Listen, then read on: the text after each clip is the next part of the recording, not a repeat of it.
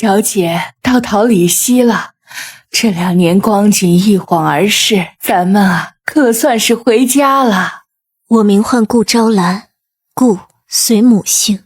我娘年轻时与她的同胞妹妹分别嫁与了任氏兄弟，各成眷属，传为一时佳话。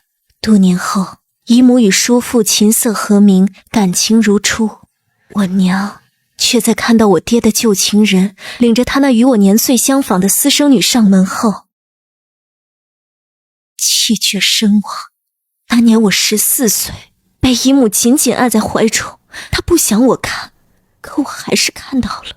在我娘的灵堂外，那女孩一脸天真笑容，冲着我爹撒娇，与他娘登堂入室，一家3口，好不美满。哼，爹爹让你叫我姐姐，我比你生得早，我娘与爹爹可是青梅竹马，你娘才是插足的后来者，她活该短命，这便是报应。被教养的野种，你才是野种！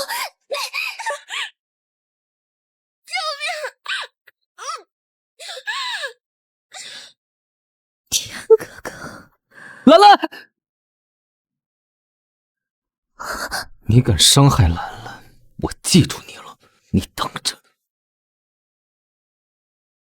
这次只是一个警告，再让我发现一次你欺负兰兰，我一定让你后悔终生。有楚少爷这么一条好狗护着他，我哪还敢啊！楚南天，你可一定要当好这个护花使者，千万别让我妹妹像她那个短命娘一样死得早。你找死！沈云奇，我姐姐是没了，可我还活着，你就这么纵容那一对母豺狼欺负一个没了娘的孩子，也不怕遭报应？今日说什么，我也不会让兰兰再留在你们这虎狼窝。我自娘胎里生来心急，落水后奄奄一息。姨母震怒，不顾所有人阻拦，将我带走。从此，我便养在姨母与叔父膝下，他们待我如亲生骨肉。娘亲病逝不过1年，我爹便迫不及待娶了那个女人做继室。在他成婚前夕，我毅然改随母姓，从此不相往来。而后又3年，我的身子未见好转，反而愈发衰弱，久受心疾折磨。叔父和姨母商议之下，决定将我送去有百医杏林之称的余丘养病。天哥哥，你会想我吗？日日都想。你会去看我吗？等我忙完公证院的事务，只要得了空，我就立马去看你。余丘离桃李溪好远。哪有好远？你看，从桃李溪往东出庐陵，再南下过金右，转入宁江水道，走水路过沱湖，一路往西南，等大船靠岸，进入西州境内，就到余丘了，一点都不远。你忘了我骑马可厉害了？只要兰兰在心中默念我想哥哥了，哥哥快来，哥哥就会咻的一下出现在你面前，好不好？我要快点把病养好，快点回来。这是什么？匠心，这是我进入公证院的第1课时做的，代表自己的心，独一无二，待了3年，现在归你了。归我了？我还特意改造了一番，在上面用贝母和绿松石相配了你最喜爱的铃兰花，从今往后它只属于你。希望这颗匠心可以守护好我的小仙女这颗娇弱的小心脏，让它快快好起来。天哥哥。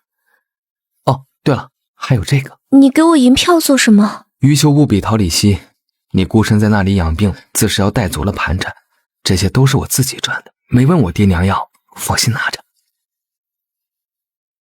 我不要，你也知姨母和叔父有多疼我，何曾让我去过银钱？可你不是不想花他们的银子吗？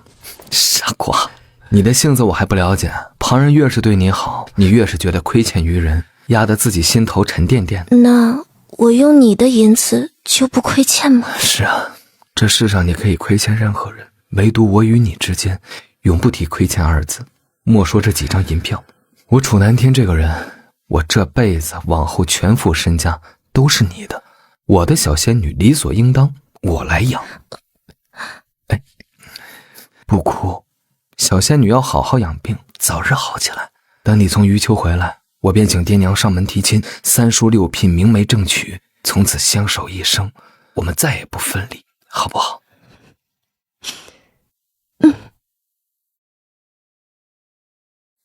天哥哥，我回来了。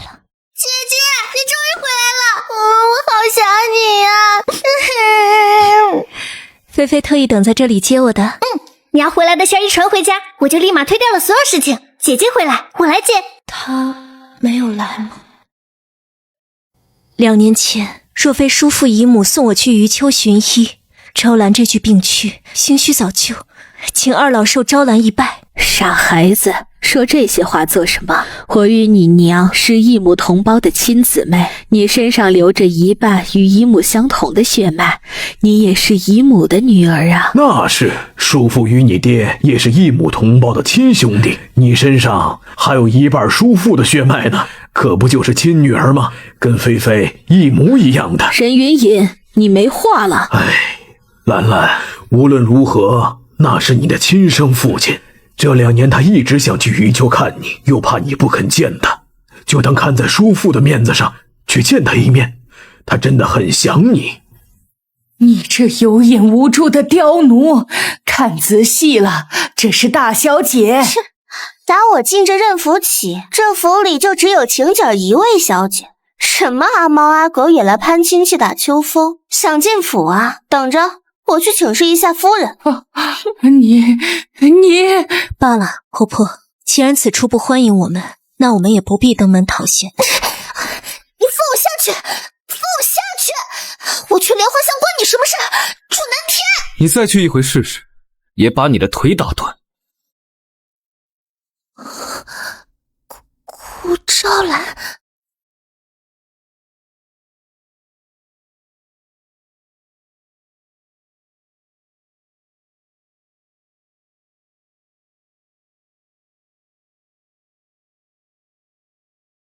好久不见了，楚南天，什么时候回来的？怎么不提前告诉我？我以为你早该知道，我给你写了信的。信？什么信？我没收到。任雪晴，是不是你动了我的信？是，我是看到信上说他要回来，所以我一把火把那封信烧了。可他寄给你那么多封信，你不也一封都没看吗？多一封少一封有什么所谓？顾昭兰，你回来的可真是时候，正好赶上我与南天的大婚，请你喝杯喜酒。你休要胡说八道，我何时说过娶你？你竟无意娶我，为何多管闲事，不许我去莲花巷听曲儿？楚南天，你分明就是醋了。你方才把我扛回来的那阵霸道劲儿呢？怎么一到他面前你就怂了，不敢认了？小姐，兰兰，快来人，请大夫！滚出去，死渣男，少在这惺惺作态！我记得以前小楚公子对小姐是疼惜到骨子里的，倒是很讨厌那季氏出的，怎么如今他俩……他和任雪晴早就够打伤了，我不敢跟兰姐姐说。你明知道兰兰自娘胎里带出来的心机，她身子骨弱，受不得刺激。哼，楚南天，顾昭兰回来了，你这是想同我撇清关系了？凭什么？这2年一直陪在你身边的人是我，凭什么他一回来我就突然什么都不是了？我告诉你凭什么？凭你趁虚而入，趁人之危，明知道他心里有人，还跟他滚上一张床，凭你心里没一点逼数，上赶着往上贴。我呸！渣男贱女，要哭滚远点，别脏了姑奶奶的耳朵，晦气！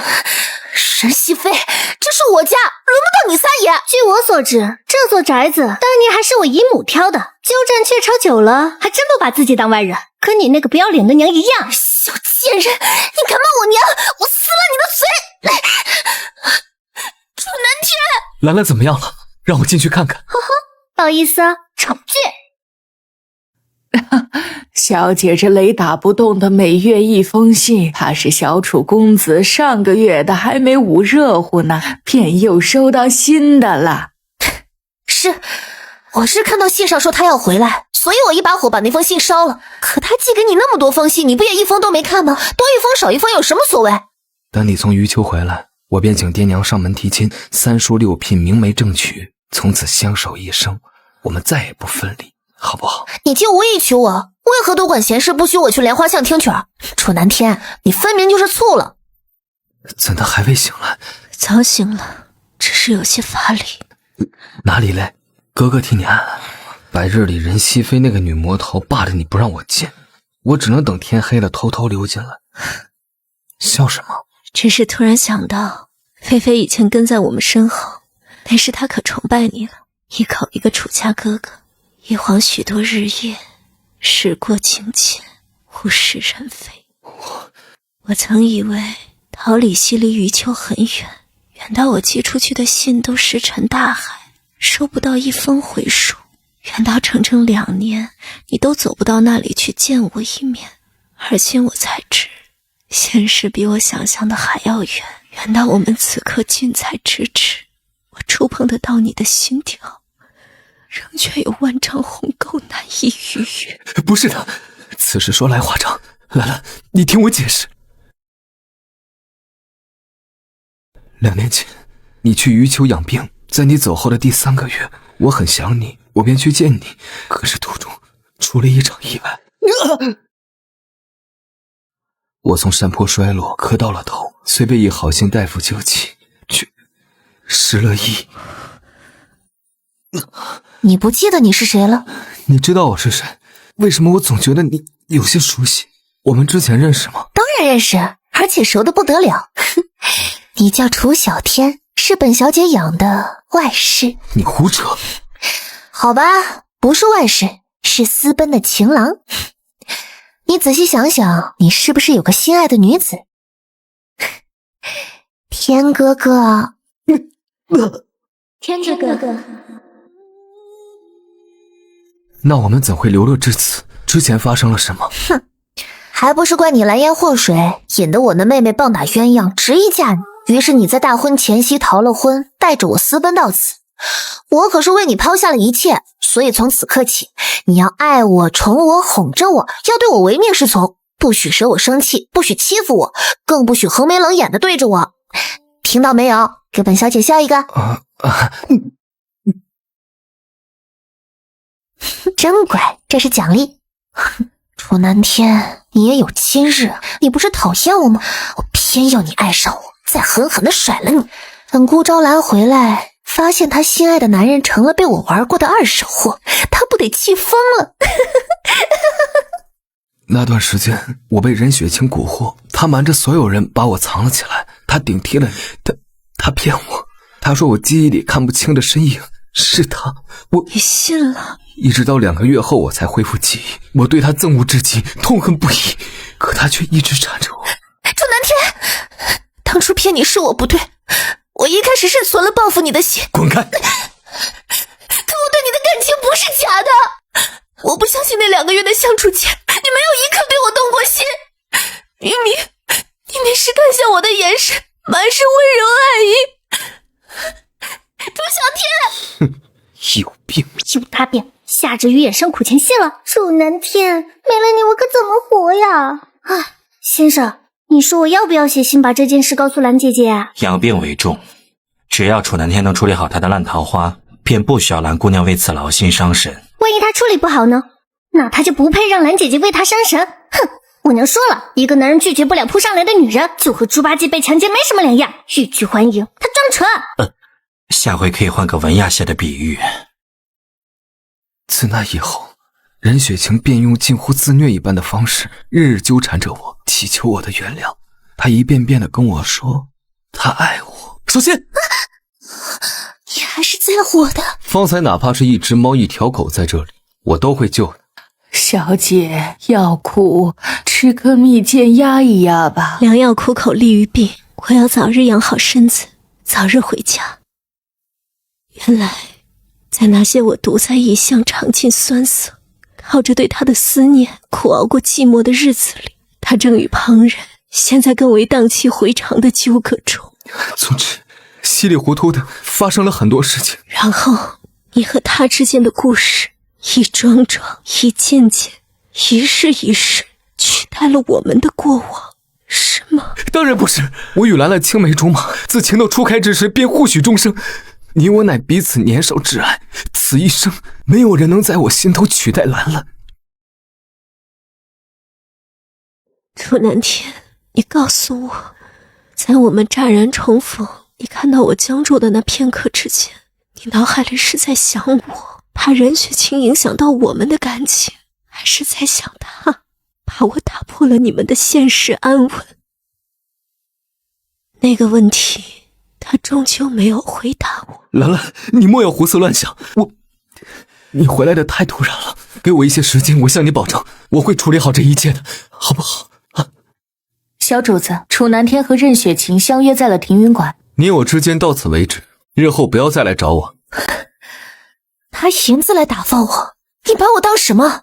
莲花巷的妓女吗？当初本就是你死缠烂打，说甚亏欠于我，祈求我的原谅。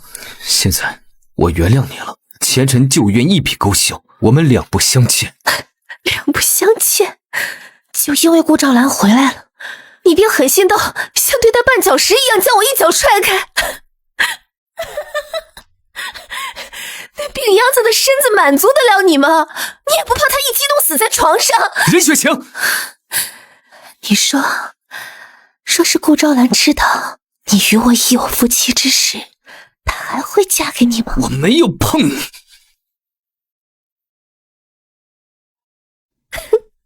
对，你没有碰我，是我碰了你。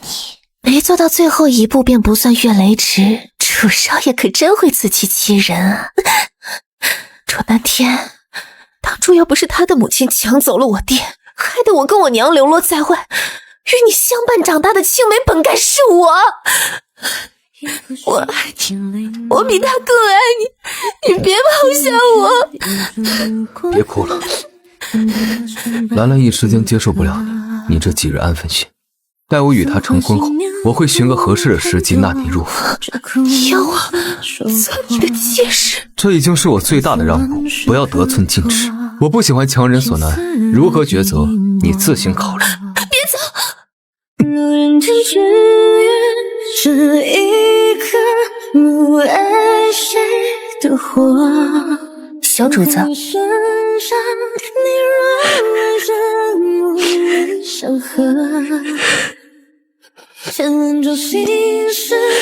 凝兰花嵌于我心，兰兰长在哥哥心头，终此一生，生离弃。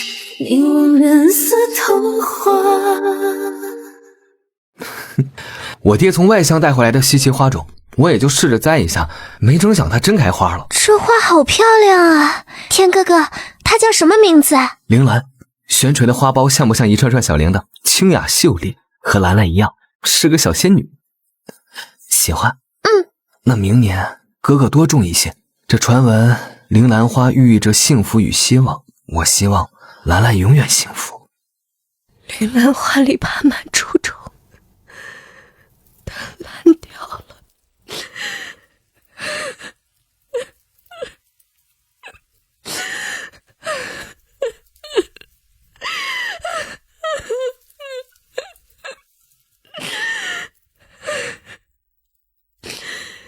可我要怎么释然？我的爱人在奔向我的路上遭人算计，被玩弄，被纠缠，到最后移情别恋，我要怎么释然？偏偏他是在去找我的途中出了意外，偏偏他最清楚任雪晴是我爹的私生女，我与他势如水火，可他却对那个打一开始便满怀恶意，故意破坏我们感情的女人动了心，发了情。楚南天，在你走后的第3个月，我很想你，我便去见你，可是途中出了一场意外，他瞒着所有人把我藏了起来，他顶替了你，他骗我。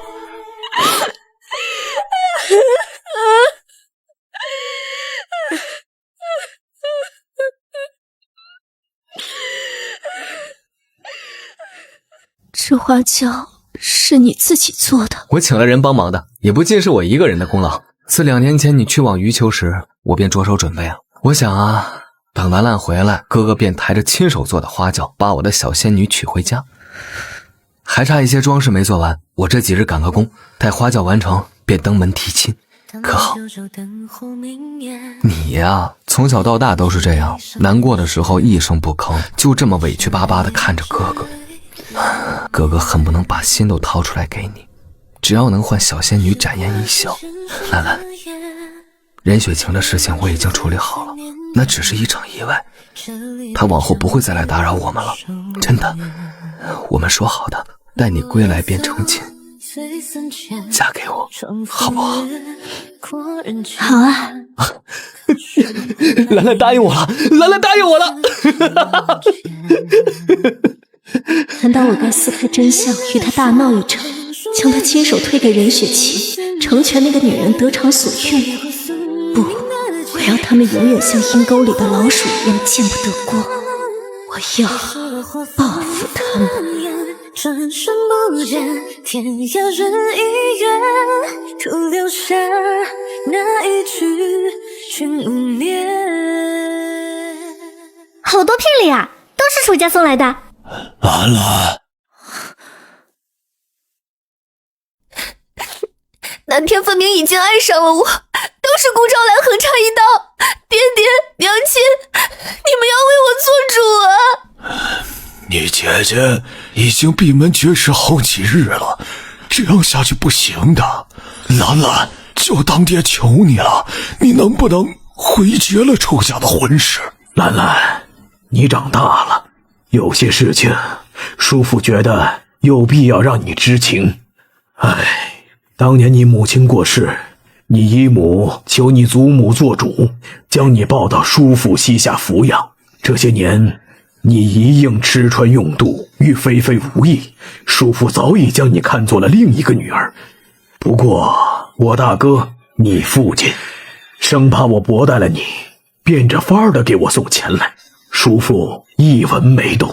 还有你年少时的一些衣裳啊、首饰啊，也是你爹给的，他总是买2份，你1份，菲菲1份，然后借我的手送给你。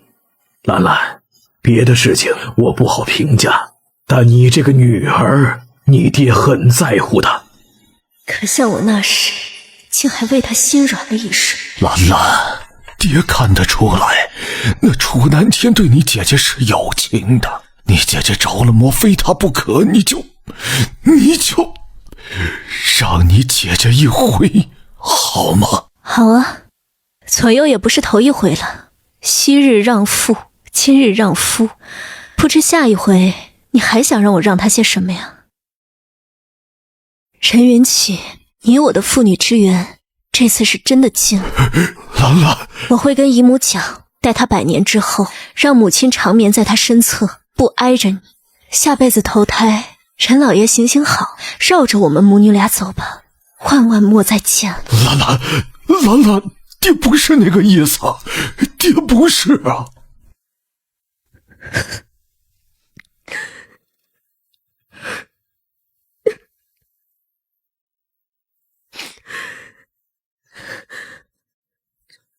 师父，受委屈了？没有。师父怎么会到桃李溪来？刘金将一切原委都跟我说了，何必忧心？贼师替你杀了那2人便是。明明出身玄狐境世的余秋实，却是个动不动要取人性命的阎罗性子。只是些儿女情长的纠葛，犯不着牵扯人命的，更不敢劳烦师父出手。我自己能处理好的。随你。师父鲜少出余秋，此程来桃李溪定是有要事吧？还特意来看我，徒儿当真受宠若惊。这世上报复人的法子有很多，把自己搭进去是最蠢的。兰兰，兰兰，怎么走神了？天哥哥，你知道的，我这些年一直住在叔父家。前几日我爹与叔父商量了一番，大婚那日还是得从娘家出阁才合规矩。新郎官来接亲喽！我这傻女儿便交给你了，好好待她。岳丈放心，我一定会照顾好兰兰，此生绝不负她。我的小娘子与为夫归家吧。一拜天地，谁把月放离人心上2拜高堂，不出想象夫妻对拜，只剩你模样。礼成送入洞房，把泪放离任思念酝酿越滚烫，织成风浪，不读我的话。父亲，怎么是你？兰兰呢？南天，宾客们还都在呢，你冷静一点。兰兰呢？你自己的新娘子，你把她弄丢了，你问我？你们人家上下串通一气，把我当傻子一样耍。我再问一遍，顾昭兰在哪儿？兰兰昨日便离开桃李溪，去往余丘了。兰姐姐临走前托我给你的，她说你昔日借她的银钱悉数奉还，余生两不相欠。还有，莲兰花烂掉了，她不要了，她不要了。楚南天，你可知道，兰姐姐的心急根本没有养好，是因为你一直不去余丘探望她，她太过思念你，才不顾神医劝阻，执意提前归来。却万万没想到，一回来你就送了她好重一份礼啊！楚南天，你已经和我拜过堂了，你怎么可以在我们的洞房花烛夜抛下我去找他？滚开！这样！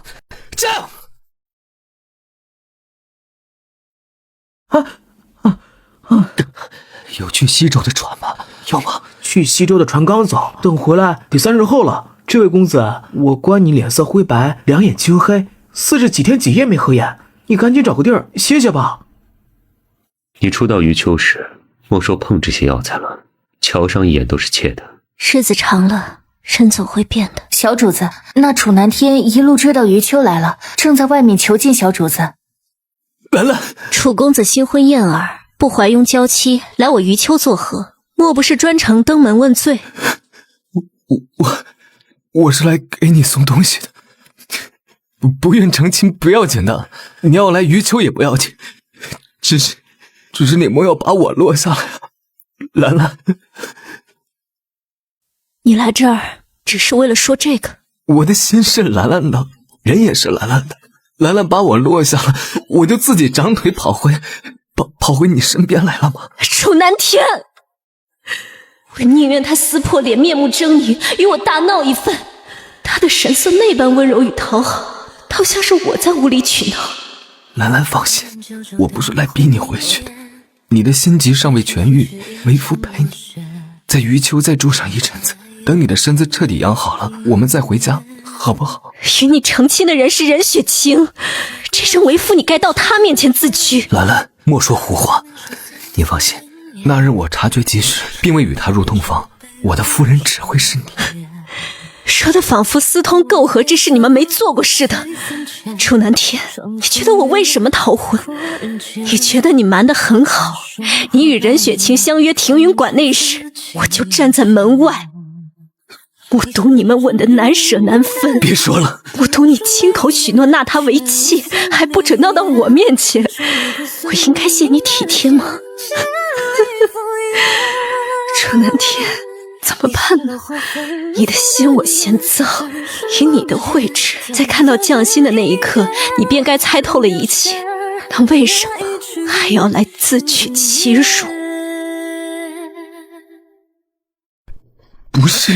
不是那样的，事情不是你看到的那样。兰兰，你听我解释，我是怕任雪清再惹是生非，影响我们大婚，才不得已使那等下策，只是与虚言相诱，暂时稳住的，做不得真的。是吗？那我倒要感叹你用心良苦了。与他鬼混也是为了我不得不为之，苦了你出卖一身好皮相啊！兰兰，是任雪清骗我，是他缠着我。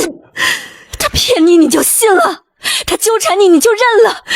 将一切过错推诿到他身上，你就能把自己摘得干干净净吗？楚南天，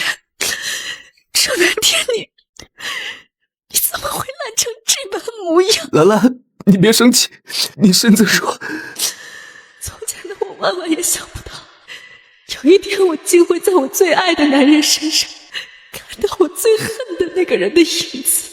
当年他弃我而去，我根本不知道腹中已有骨肉，还瞒着我生了下来。夫人，此事是我对你不起，可雪儿毕竟也是兰兰的亲姐姐呀。楚南天，你明知我与任雪清之间隔着我母亲的性命，我与她不共戴天。你明知他心性歹毒，无所不用其极，只为拆散你我，他在报复我们。你忘了年少时他如何一次次针对我、羞辱我，你又是如何一次次挺身而出保护我，和他势不两立。你什么都知道，你还是背叛了我，如他所愿。不是的，我不是。楚南天，你是不是和任云起学的呀？想要把我气死，然后堂而皇之迎他过门，就像当年任云起帮他的母亲害死我娘。兰兰，刘金，送客。他还在外面跪着不肯走。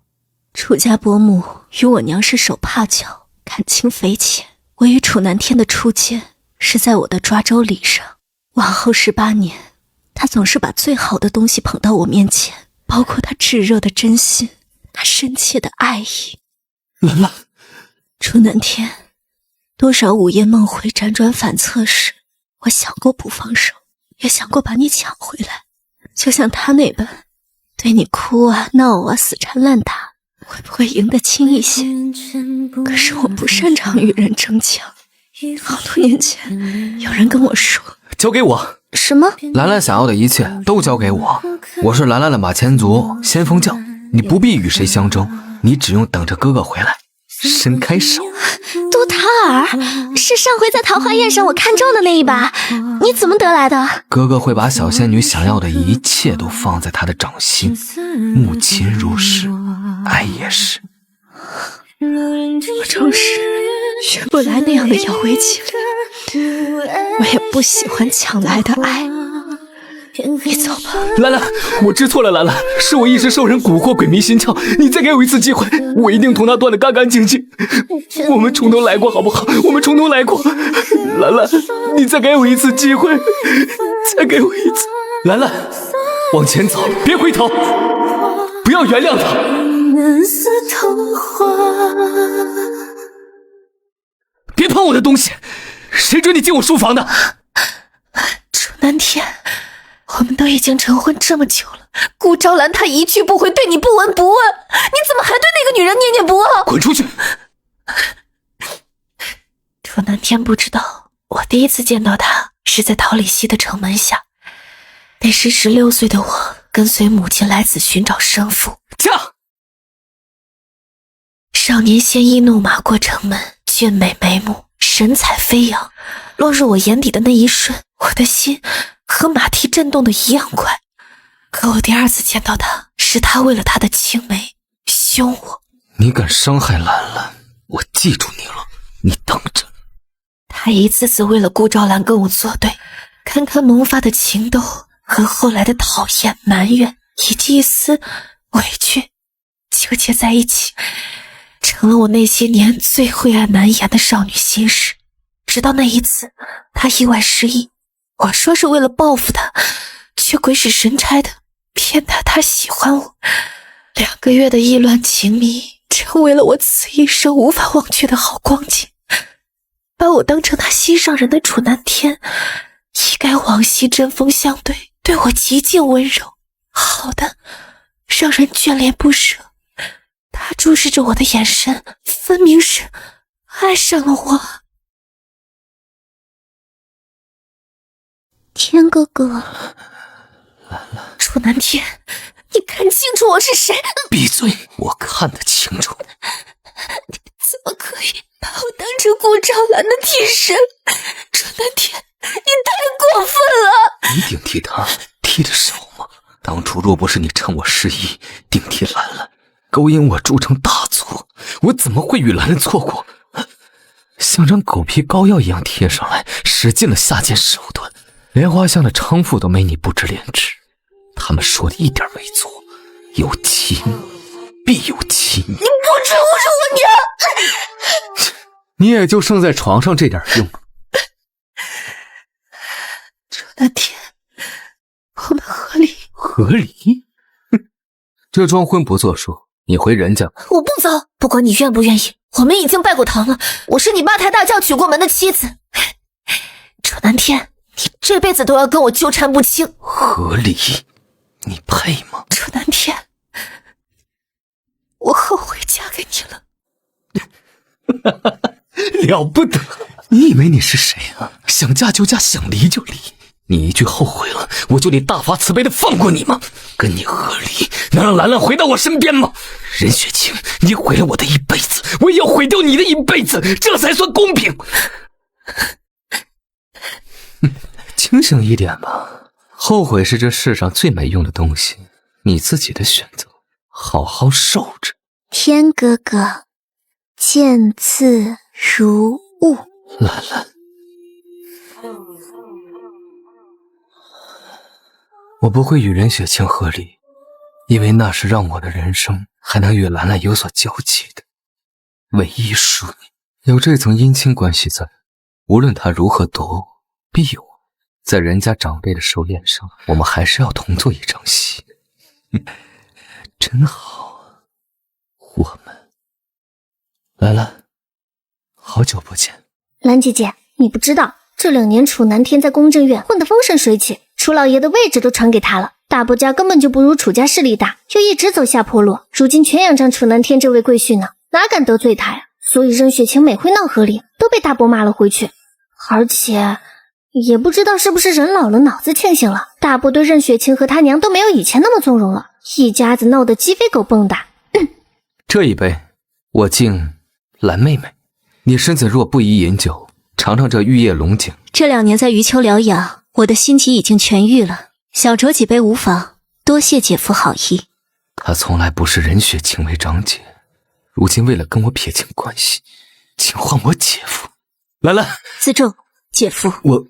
我只是想告诉你，我可以随时与任雪清和离，只要你回头，我随时都在。放开！为什么我在你的眼里看不到一丝感情？你对我连恨都没有了吗？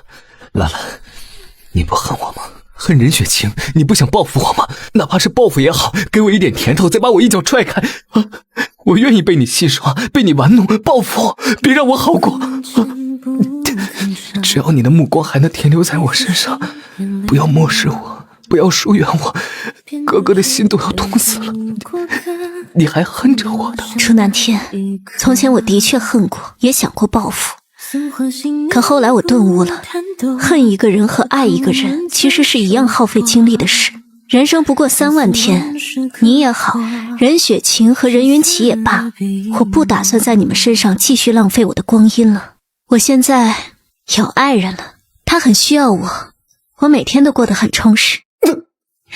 师父不是说不跟我回家吗？怎么又偷偷跟过来了？兰兰，他和你再敢纠缠他，杀了你！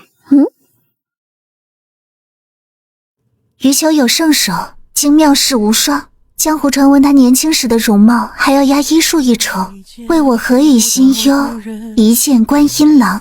后来观音郎娶了妻，那女子是他昔年收下的弟子，高洁脱俗，与他极为相似，但较之他又多了一份温柔悲悯，人称小观音。二人琴瑟和鸣，携手济世，堪称天造地设的一双璧人。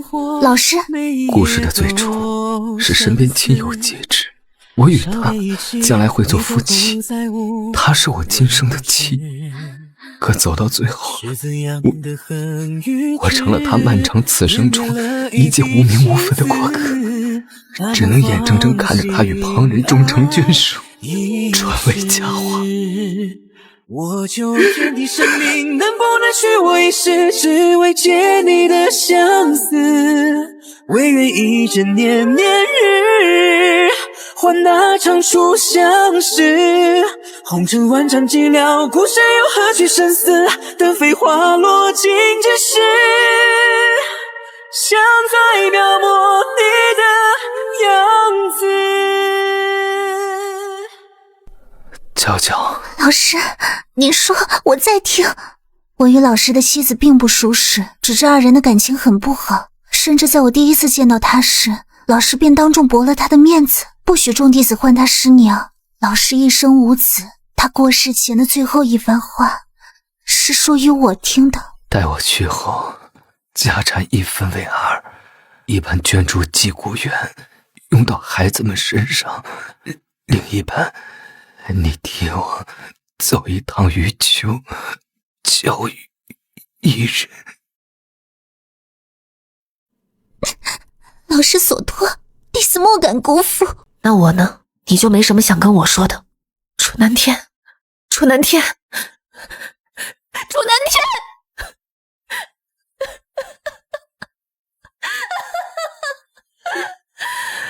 你我夫妻40载啊，一辈子熬到头了，你连一个同子甚至一句话都不留给我，楚南天！你的心是石头做的吗？你怎么能如此狠心待我？夫人，你冷静一点，老师他已经走了。他恨我，他是真的恨我。时至今日，我依然记得，我家迁出家那日，花轿檐下缀着一串串铃兰花样式的铃铛，随着轿夫步伐，一颠一晃，一晃一响。我平生最憎恶的便是铃兰花。那一日，我坐着不喜欢的花轿，嫁给了不爱我的男人。新婚当夜，他弃我而去。回来后的第一件事，便是一把火烧了那顶他历尽心血亲手打造的喜轿。脏了。我以为只要我对他好，总有一天能捂热他的心。他的母亲刁难我，我竭力忍受；他对我冷淡，我便殷勤讨好，尽力缓和。换来的却是他10年如一日的防着我，一碗一碗的篦子汤往我肚子里灌，硬生生坏了我的身子。你没有做母亲的底线，可以随随便便生下一个孩子，可我不愿意让我的孩子从你的腹中诞生，我觉得很恶心。楚南天，你到底有没有一瞬间爱过我？我告诉自己，他这一生只跟我上过床，彼此缠绵无数夜里，怎么不算爱呢？可我悲哀地发现，我有的也仅此而已。我用了一辈子去验证他对我有情，最后证出来个他真的不爱我。那些我以为同他耳眠相濡以沫的温情时刻，只是男人精虫上脑，任由兽性支配后的生理本能。他把他一生的痴心柔情都给了顾昭兰，却残忍地把我当成一件衣裳，需要时招来，用罢了便回去，一碗家生饭，吃了40年，我一生的好光景都烂在这座楚家大院。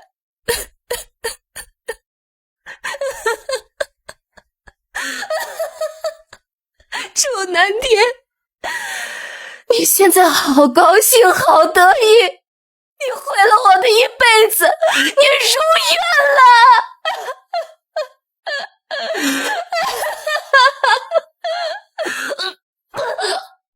夫人，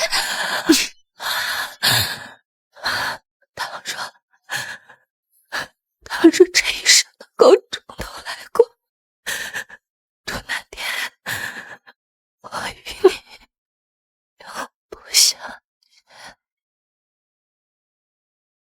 我重生了，上一世渣男老公对我冷酷无情，死后还将遗产留给了他的白月光。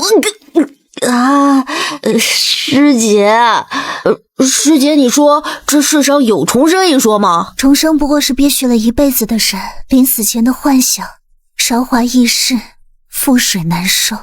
人呢，要为自己做出的每个决策承担后果。苦果亦是果啊。余秋不下雪，我替老师去送信那天是个日光苍凉的冬日。不打开看看吗？不重要了。招揽清气，见字如晤。一别经年，卿可安好？于今病骨之离，自知大限将至，以残烛之身修书于卿，只为臣胸中万般悔恨，一夕总角之好，两小无猜，情窦初开，共叙白首，幸何如之？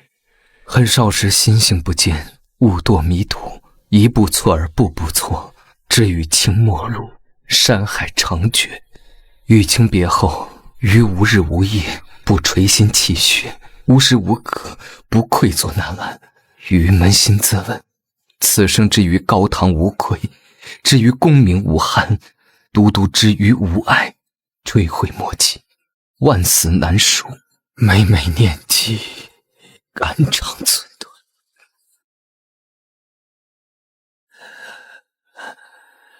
兰兰，知我困顿煎熬，你会不会畅快一些？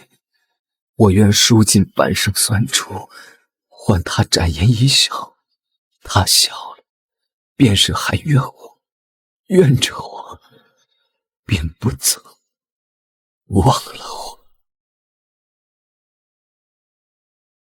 金子山是离桃李期东城楼最近的一座山，城门下来来往往的行人，只要一抬头，就能远远望见山上那座举世闻名的东君书院。书院的周围长满了铃兰花，每逢仲夏时节，学子们以铃兰为题，做出无数诗篇。东君书院是老师规划督建的，铃兰花也是老师亲手种下的。明年夏天，铃兰还会盛开，可我等不到你回来了。老去春秋70载，此诚一别，竹马摧折，但愿青梅长好，犹记少年博山。天哥哥，铃兰花凋谢了。兰兰知道腐草为萤的典故吗？铃兰凋谢，化作腐草，孕育萤火破茧，草腐光环耀，重枯燕未休。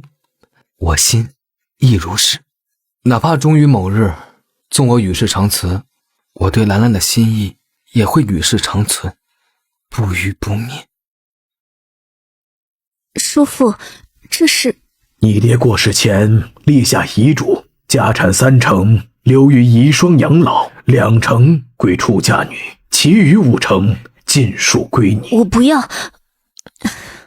姨母要做甚不要啊？这是任云起欠你和你娘的，该他还的，收着。当初你嫁去余秋时，他添的嫁妆你都没要。